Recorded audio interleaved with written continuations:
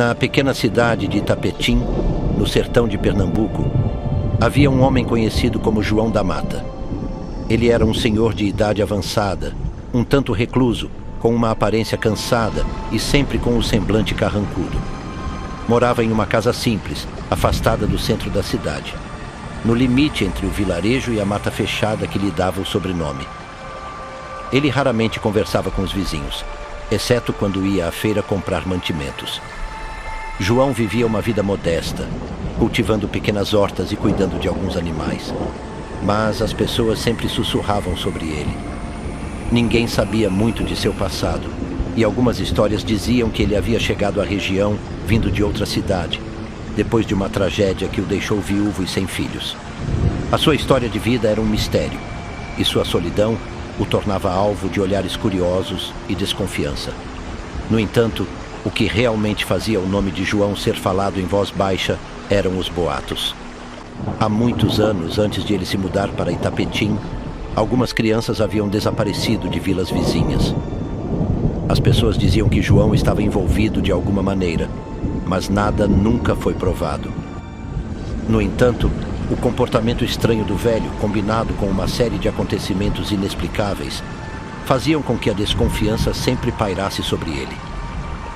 A lenda do lobisomem, uma figura metade homem, metade lobo, faz parte do imaginário popular nordestino há séculos.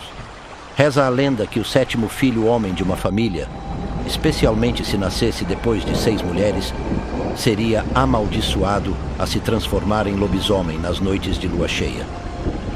A transformação acontecia como punição por algum pecado cometido pelos antepassados ou pela própria pessoa. Quando a maldição era ativada, o homem seria tomado por uma fúria bestial, vagando pela noite e atacando qualquer ser vivo que encontrasse.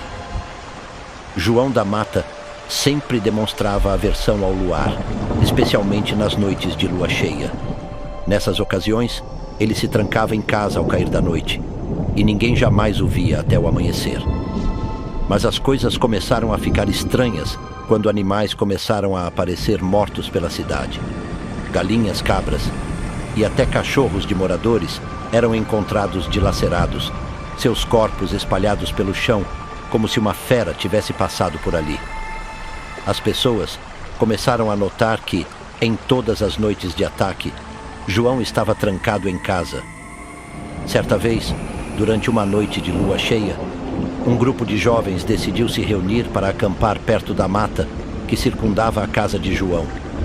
Eles queriam testar a coragem e rir das histórias que os mais velhos contavam. Enquanto a noite avançava e o fogo da fogueira começava a apagar, um silêncio perturbador caiu sobre o acampamento. Foi quando ouviram o primeiro som, um uivo, longo e melancólico que parecia vir das profundezas da mata. Os jovens riram, pensando que fosse algum animal selvagem, mas o segundo uivo, muito mais próximo, os fez gelar. A noite, que antes era animada, agora era envolta por um medo crescente. De repente, um dos garotos avistou algo entre as árvores. Era uma figura alta, encurvada, coberta por uma pelagem escura e brilhante sob a luz da lua. O que mais os assustou foram os olhos, 2 pontos vermelhos brilhando no meio da escuridão como brasa de fogo. A criatura olhava fixamente para eles, e antes que qualquer um pudesse reagir, ela soltou um rugido ensurdecedor e correu em direção à mata. Apavorados, os jovens correram de volta para a cidade, relatando o que haviam visto.